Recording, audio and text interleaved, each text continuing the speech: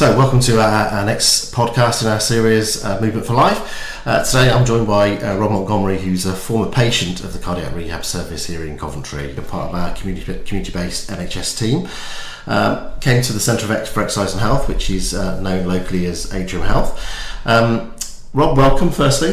Thank you. Thank you for joining us. Let's go back to the start really of your journey. So January 2023, you had a massive heart attack. I did. Yeah. I was walking back from my dog walk with Sheba. I fell to my knees with crushing pains across my chest, crawled into the house, too scared to tell the wife what had really happened. Right. Stood up, said to Claire, "Can you call work? Not feeling very well, I'm not going in today." And immediately Claire recognised through the way I was speaking, I was breathless, I was clammy, I was sweating, I was clutching my chest. And at that point Claire asked me to sit down, called the ambulance, and the team came out within 9 minutes, and that is excellent response time. It is excellent response time, yeah. And they instantly give me my GTN spray, or GNT spray, I never get that acronym quite right around, and then proceed to give me aspirin. However, I will tell you a funny story about the aspirin. Whilst they've got the consultant on the phone, they said, "Mr. Montgomery, are you allergic to anything?" "Yes." "Okay, what are you allergic to?" "I'm allergic to aspirin." Okay. To which the consultant said, "What happens when you take aspirin, Mr. Montgomery?" I said, it makes my stomach bleed." And his response was an emphatic, "Good. I can treat your stomach bleed when you get here. Yeah. If you don't take the aspirin, you may not get here." Yeah. So from that day onwards, they've given me a drug to counteract it, and I've never had an allergic reaction since. Fantastic. So that's the lansoprazole? That's a lansoprazole, yeah. Okay, wonderful. So you've been met by the ambulance. They've obviously had the consultant on the phone talking with him, and then you whipped off to UH? Yeah. Was it? Okay, so UH. So what happened at UH? So at UH, I'd already been booked into resus. I got straight into resus, and another funny story, all through the ambulance ride while I was in this writhing pain, they kept giving me morphine, to which I said, "Morphine doesn't work on me." And I remember Kieran saying, "How's the pain now?" "Still 9 out of 10. I get into resus, and the team offered me Nurofen, which I can't take because of my stomach, and they offered me cocodamol, and I went, "Someone with sense, this will work." And I remember saying back to Kieran at 30-40 seconds later, "Pain 6 out of 10 now." Yeah. Because it works with me, and it worked really effectively. I was then stabilised because I was still having the heart attack at that point. I was stabilised enough to be taken to surgery, upon which a stent was fitted into my right arm, thankfully through my arm. Yeah. And after about 30-40 minutes, that's how long it felt. It could have been longer, it may have been shorter. Okay. I was taken up to the cardio rehabilitation ward. Yeah. And this whole process took 3 hours. I was recovering after 3 hours of having my heart attack, being stabilised enough to be operated on, and the stent fitted. Okay. Now you mentioned there that when this first happened and you got home, you were scared to mention it to Claire, your wife. How were you feeling when you in the ambulance, on the way to UH, in resus, and then in the cath lab? So at first I didn't know it was a heart attack. Yeah. It was only when I heard Claire telling the emergency services that she's watching her husband having a heart attack. I felt really scared. I thought, that's it, my time is up. I remember flashing through my head, I won't get to see my 2 princesses, my daughters, get married. Yeah. I won't see my grandkids. I'm going to miss being here. I love life. I live life to the full. Probably part of the reason I had the heart attack, in all fairness, probably too full. I just remember feeling scared. Will I ever get my life back? Will I ever be the bouncy Tigger that people know me as? And that was really frightening, because you don't know what the future holds. Yeah. You have to trust the professionals because they know what they're talking about. You have to believe in the system, and that takes a lot of discipline, a lot of self-belief, And it takes a lot of changing of the mindset to think, okay, these people know what they're talking about. Yeah. You should listen. You've got to listen to them, take their advice. Absolutely. Okay. But a really scary moment for you. Very scary. I've never been so scared in all my life. The closest I can liken it to was when my daughter was born 14 weeks premature, and we were told she may not survive. Yeah. She did, and thankfully, so did I. Well, thankfully your daughter survived and you're here as well. I You're am. going to get to see her get married. Yeah. When did it start to feel less scared then for you? So I was still very, very scared. In hospital, I was there for 3 days, 2 nights, which is normal. I came home and I still kept thinking, can I ever get back to normal? Will I ever lead a normal life? Can I eat the things I want to eat? Can I do golf, which I love because I play golf with my son every Sunday? Mm-hmm. It was only when I was referred to the NH cardio rehab team here in Coventry that I started, I guess I'm very inquisitive, and I just started asking lots and lots of questions of the team. Right. And the team gave me reassurance. Look, you are going to survive. Yeah. You will get through this, and day by day you'll get stronger. Yeah. You may not be able to do all of those things now, but you certainly may return to them in 5-6 months' time or a year's time. Okay. But it is a slow process. Your journey starts today. You're here, and we will help you when we are here every step of that journey with you. Right. And you know what? I have to say they were Good. incredible. The NHS have put me on the journey which I now call my lifestyle, Brilliant. which I live today. That's what it's about, really. It's about a journey to recovery, and it encompasses lots of different elements: pharmacy, dietitian, exercise, behaviour change, the whole lot. And I think there's lots of things that are needed and change for you. Give us an idea of the questions you had when you came here then. So obviously, the obvious question I think we all ask when we suffer a heart attack is, am I going to live? Yep. And the team, it was an emphatic yes. And were you still feeling that after you'd left hospital and when you came here? I was feeling that when Still I came here. yeah. Still Okay. questioning that until I spoke to one of the nurses here. Linda was fantastic. Yep. And she said, yes, you will live. You are here only because the hospital think you're stable enough and you're ready to begin your rehab journey, because they don't refer you here unless. Yeah, exactly. And you know that. Yeah. And I trusted what it was just the way that Linda said it. It was almost with a smile on her face, of reassurance. Yeah. And I trusted that. I then remember speaking to Joanne, the dietitian at the time, and said, look, I love Sunday dinners, I love pizza, I love chili, I love curry. Can I have all those things? And I'll tell you when we come on to exercise, a funny story to be fair, but I remember Joanne saying, yes, you can, but don't think you can have them all together. And then the next question was to poor Richard. I probably nagged him daily. Right. When can I play golf? When can I play golf? And that ties in with my exercise classes. I think one of the nurses was called Jo at the time, and Linda. We've all got our exercise card, as you know, and they're set out, this is your speeds, this is your speeds, this is your length of time on all of your exercise equipment. I remember standing there on the treadmill, and I'm hooked up to the heart monitor, but you forget it's there. So I'm on the treadmill, I'm going along, I'm giving it the big I am. Yeah, this is too light for me. So I'm switching it up, cranking it up. And I'll never ever forget it, hearing those words, because it wasn't the first time. He's doing it again. Rob, turn that down. It's too light. To which Linda come over and started having a conversation with me. And after 15 seconds, I was out of breath. Right. So I knew. Yeah. Because you're supposed to be able to have a conversation for at least 30 seconds, maybe a minute. You are, indeed, yeah. Without blowing, and there's your proof it's not too light. Rome wasn't built in a day. Yeah. Stick to the exercise and the speeds we tell you, and we'll let you know when you can increase it. because if you don't, you're probably going to have another heart attack.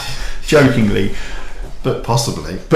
Yeah. And so that was my own naivety, forgetting I was on a heart monitor and they could see my heart rising to 120 to 130 and into the red zone, which we were told to aim between 115 and 120 to start with.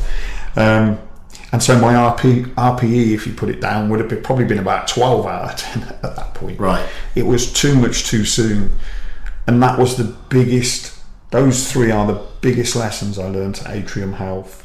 Richard then designed my exercise classes around golf. So a lot of pulling, a lot of pushing, a lot of trunk movement, shoulder twist, hip turns, to enable me to go back to golf. And it was only 6 weeks into my rehab. I was here for 8 weeks, I believe, at the time. And Richard said, as long as you do 9 holes and not 18, you can go golf this weekend. But the moment you feel anything, you don't feel right, something doesn't feel normal, you've got to promise me you'll stop. You'll take plenty of fluids, which I always do anyway, and keep yourself hydrated. Make sure you don't put your golf watch on. You told me about, make sure you put your Samsung Galaxy watch on, which I had at the time, and keep checking your heart rate, keep checking your blood pressure. They are the conditions that I will allow you to go golf, and when you return next week, I want a full debrief on how it went, but truthful. And for the first time, 6 weeks after I was here, so this is about 14 weeks after my heart attack, so probably around March time, I would imagine, in my journey, I thought to myself, you know what, I've just played 9 holes of golf with my son. My life will return to normal.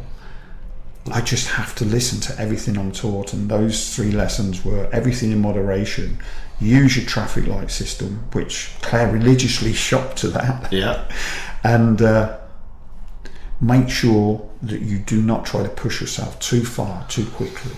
I think it's a valuable one. I think you should be reassured you're not on your own. A lot of people do exactly the same. Think that I can do this, I can go a bit faster, or I can put more incline on something, or I can do this a little bit on a higher level. And the advice that you got from Linda there is exactly the right thing, and the exercise team would give you the same thing. We'll come and talk to you. So we have the heart rate monitors we could look at. We have lots of other things up our sleeves as well to monitor how it's going for you. And I can understand why you want to get back to where you were. You possibly were finding it a little bit lighter, but we're looking at heart rate, and it's those baby steps. It's that old adage of we take baby steps now, we're going to reach it. If we start to take big steps now, we're going to take steps backwards as well, and that's the last thing we need. We want you to be able to have your journey, get to where you want to do. For you, key thing was golf. So that first 9 holes of golf, you said that you felt you'd got your life, or you were going to get your life back after that 9 holes of golf. How did it actually feel to you? You're with your son, you've done your 9 holes of golf. What emotions were going through your head at that point? Euphoria, excitement, fear, because I was tired. I did feel exhausted, but not to the point where I can repeat it. It was the first time I'd probably walked 3.5 miles consecutive, if you like. So that's an average. How long golf is. Luckily enough, I had a golf trolley, but even pushing that was tiring. And we probably, with my son's help, listening to the advice of the NHS team again, that 9 holes probably took 3.5 hours, when normally we'd go in just under 2. We'd let loads of people through. I was probably stopping after every couple of holes just to have a drink, take my time, and make sure I got through the day without sort of hindering my progress and setting my progress back. What I couldn't afford to do was go backwards in my rehabilitation because of all the hard work the team put into my recovery. And if there is one piece of advice I can give anyone that's going through what I went through in 2023 is please listen to your team, your rehabilitation team. They're not doing it to be restrictive. They're doing it because they are making sure they put you on the right journey and the right path to full recovery. and thanks to them, I have fully recovered. But I look back to those words and the conversation between Linda and Joe. He's doing it again, and I hate admitting when I'm wrong.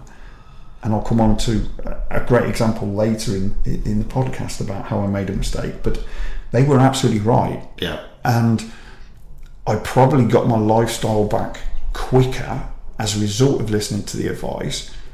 If I'd have carried on pushing, I probably would have not got my life back as quickly as I did. Yeah, that's often where things start to go backwards. If we push too hard, we don't make the progress. I think we think we're going to, but we don't. It's actually about those small inclines. And I think one of the key things there is recognising that actually, and I think you've hit on it already really from what you've said, people should pick that up. The program's personalised to you. So it's not a blanket program that says, okay, you've had a heart attack, you're going to do X, Y, Z.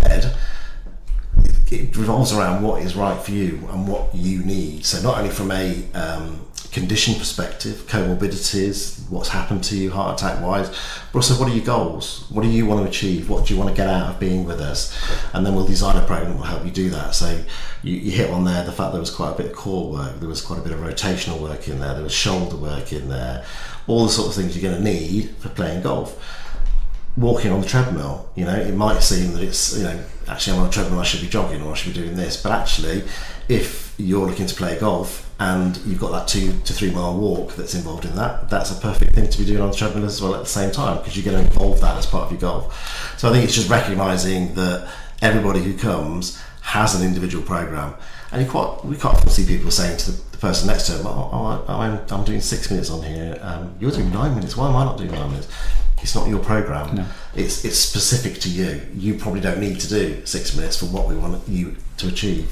Now, you touched on diet there, and I know you've done a lot of changes as far as diet is concerned. Do you want to share some information around your diet changes? Yeah, absolutely. So my diet, I don't call it a diet. I'm not correcting you, Dave, at all. I call it a meal plan. Yeah.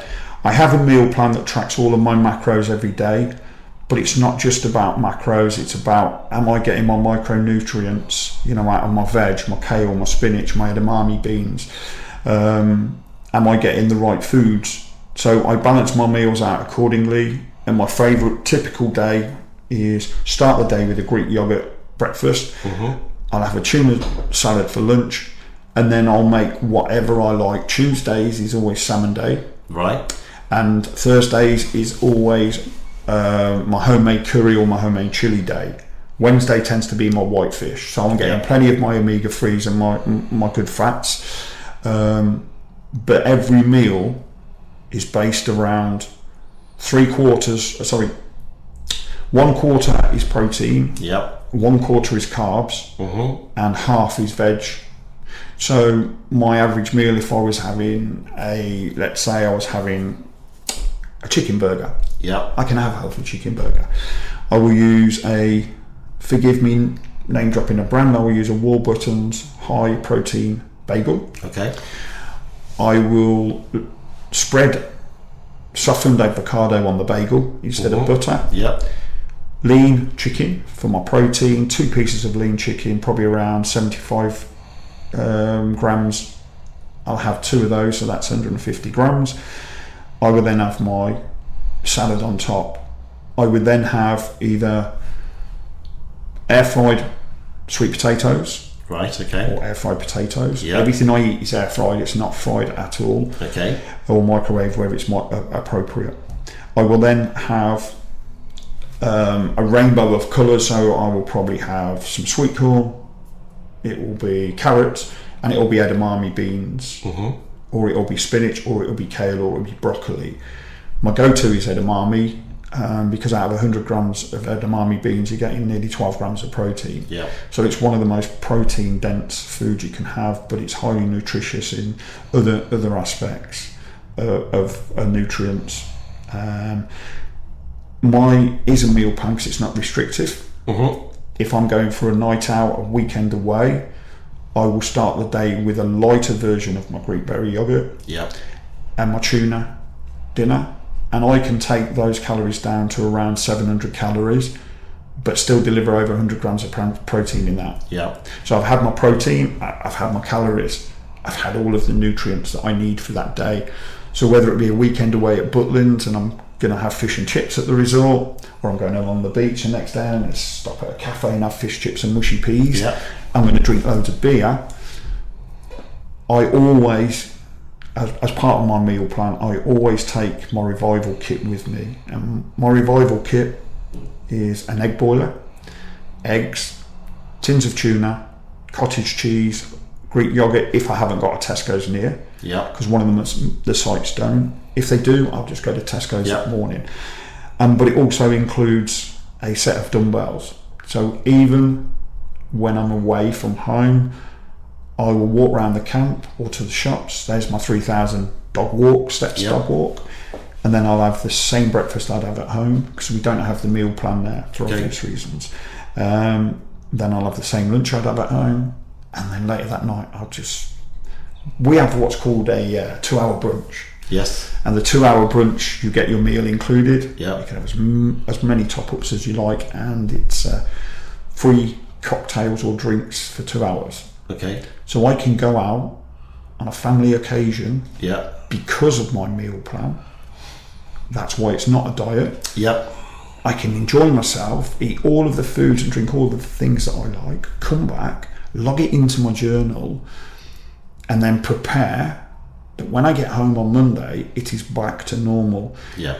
And what I would tend to do after a weekend away, if I've put on a kilo in weight, for instance, that weekend, which is possible, I will work out twice that week. Right. Okay. If I put anything around, I don't know, half a kilo on, all I would simply do is take away 100 calories every day, right, to reduce that weight back down, as well as my normal weight loss, which is around half a kilo a week, which I think is comfortable. Yep. But it means I've had a fully enjoyable weekend.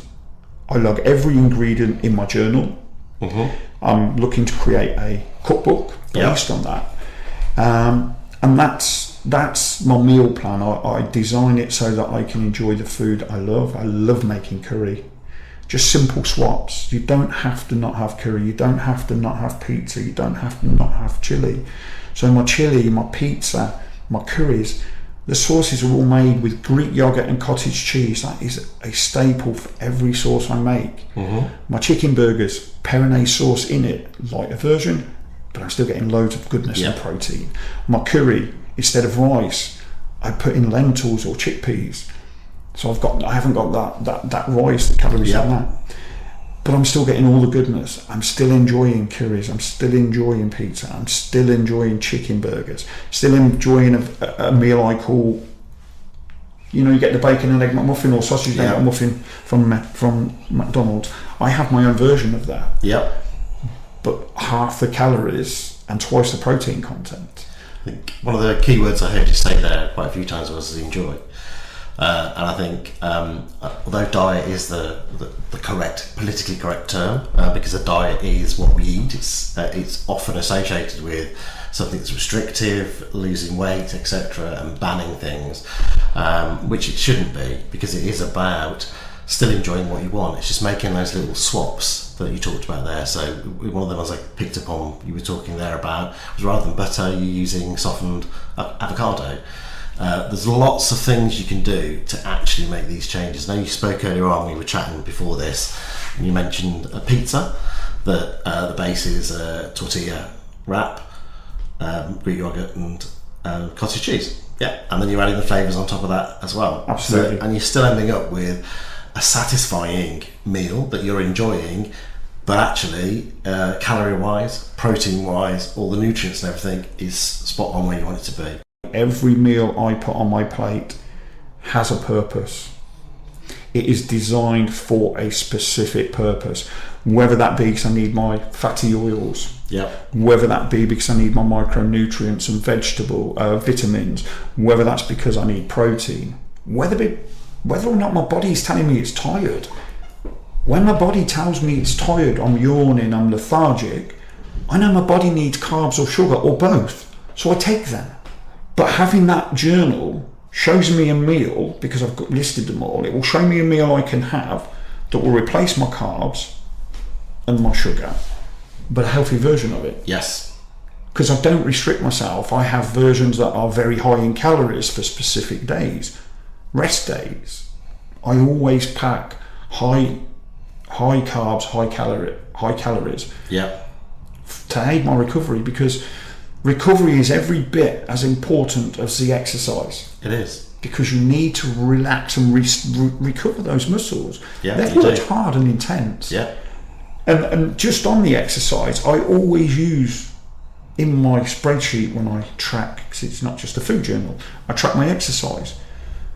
But it's in the same way our exercise card that we get at the NHS Cardio Rehab Centre, it's even got RPE on it. I've designed it specifically the way the cards were set out, because Richie shared a version of it with me. Brilliant. And that's in my journal. And the other day, I'll give you a great example of why I use it. Last Friday, I was performing, my exercise sequence went out of sync. I had something wrong with my shoulder that day, so I couldn't work on that on the Wednesday, so I let it rest rather than try and injure it. Yep. So on the Friday, I thought, yeah, I'll do my shoulders. But as a transport manager, we are very organised and we have a schedule, which is probably the main reason for the journal. Yep. We like to be told when to do it, how to do it. The shoulder muscle, the shoulder workout was almost like an inconvenience. It was almost like, I've got to do this, I didn't do it Wednesday. And that's the wrong attitude. So my RPE, I would imagine, would have been around 6. Mm-hmm. I got up the next morning, I couldn't feel that post-workout pain. Yep. Whatever you want to call it, ache. Yep. I simply repeated that exercise program. I never worked the same muscle on 2 consecutive days. Okay. But it was so ineffective, I may as well not have done it, because I didn't go into it looking forward to it like I would normally do, because it wasn't on my diary to do that day. Okay. If that makes sense. Yeah. So I repeated that, but what I did is I went back down to a lighter weight. I changed. So instead of doing, rush, we're going at the tempo the video does, because I have a video for shoulder exercises.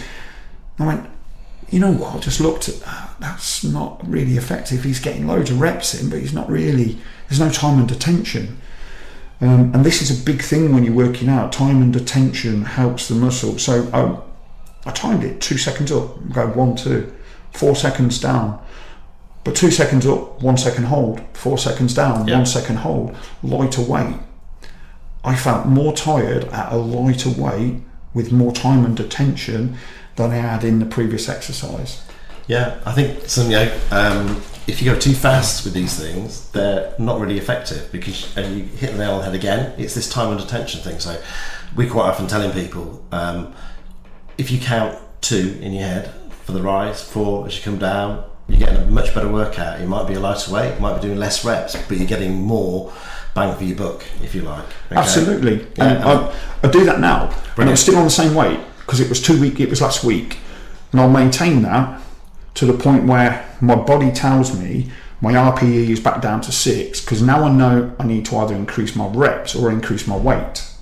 But the form is correct, because now I'm getting used to it. My body's telling me I need more weight or I need more reps, because it's not now effective, because my RPE is dropped. Okay, lovely. So moving on from there, if we can just touch on it, I think you're writing a book at the moment, yeah? And this is about your journey from day one. It is. January 2023 to where you are now, yeah? Do you want to share a bit with us about that and how you found that process of writing that? So it wasn't really a process as such. So I always thought about writing a book, and I thought I never had it in me, but then you hear the quote, everyone's got at least one book in them. And by accident, the book was almost written by the journal. Yep. Because the journal was telling the story. I just needed to put the words of why I created the journal. And I created the journal, and I created my book simply because I wanted to give something back to the NHS for all the wonderful support that I had. And please, this is me, and I wouldn't be where I am today without the wonderful work that I received at the Coventry Rehab Centre in the NHS from my consultant. I I sent Rachel a lovely letter thanking her and the team, the same as I have done to the centre here in Coventry on numerous occasions. I wanted to create the book simply because I'm not telling you how to do it. I'm showing you that I understand exactly how you're feeling right now. I was where you are right now in my journey. I was scared. I was petrified. I didn't know if I'd survive. I didn't know if I could do the things that I do now ever again. And that was really frightening because I'm such an active person. Mm-hmm. And so it started from just the journal, and I want to show people how I've recovered. And by tracking everything, it's almost written itself. The chapters almost have wrote themselves, if you like. And there is in the acknowledgement, and please, if anyone that's listening takes one thing, if you do get to read my book, and I've shared with Dave so you can, feel free. If there's one thing you take, please read the acknowledgement. And the biggest piece of advice I can give everyone, there's a couple of pieces of advice I'd like to share. Please, please, please listen to the professionals. I would not be here today. I would not have created a journal. I would have not written a book to give something back without the support of the NHS and the team here specifically at Coventry that started my journey. Thank you for that. And I'm really proud of that. I'm really proud of the fact that I listen, because I always think I know best. I'm a Virgo. And I want to remind people, they don't have to be lifestyle changes. They don't have to be massive. No. Start your journey tomorrow. Just help yourself. Start that journey tomorrow, whether it be a 5-minute walk, a 10-minute walk, or whatever you can manage. Start that journey tomorrow and persist with that journey, even if it's just one walk every morning. Yeah. Once you start that journey, it becomes habitual. And I often don't need to look at my journal now. I only update my journal with the stats. Yep. I know what meals in advance I want. I've got a sort of regular routine on meals. But the important part is listening to the professionals and taking that first step and believing in the professionals, because that for me was the hardest change. You don't know how I feel. Well, some of them do know how I feel. You don't know how I'm feeling right now. But trust me, I know how you are feeling right now, because I started my journey right where you are now. And that's why I want to help. I want to encourage, I want to support that journey for you. And if you just one person listens to any of the advice we've spoken about today, or takes any advice from my book, I would feel my job's done, because that's all I've created both for. I think one of the key things there is none of us have had a heart attack, so we know the science behind it, we know the medical side of it, but we've never actually been in that same situation. So that's why I think that these sorts of stories from people like yourself, Rob, are so powerful, because you've actually got the lived experience. And it's so wonderful to hear. Don't take this the wrong way, it's wonderful to hear that you were scared at the start, but actually you've come through that now, and through all the input you had from all the professionals across the range. You've got your ambulance service, your paramedics, you've got your wife initially noting that actually, no, you're not all right, it's no good you're just sitting down, you need something more than this, and recognising that you're having a heart attack, taking the action that she took, getting it to resus, into the cath lab, having the stent fitted, the care you would have received in the coronary care unit when you went upstairs, and then from there on coming through to ourselves, your nurse who's looking after you caseload wise, which I think was Linda, wasn't it? Yes. And then the rest of the team, and they had a lot of contact with Richard from a physiology perspective, but even then you would have had the team downstairs with you throughout your journey in the gym. And some of those are volunteers as well who've been in exactly the same situation. All of our volunteers who help us deliver this service, I mean, they're amazing what they do for us. But all of those have been through cardiac rehab as well. So again, they've got that life experience they can share with you as you go around the gym. And I think it's you recognise that actually you're not on your own, because sometimes people think they're on their own with this. You're not. When you come into this sort of environment, everybody who's in that session with you at that point in time has had some condition, may not have had a stent fitted, they might have had surgery, they might have angina, but everybody's experienced some sort of cardiac event.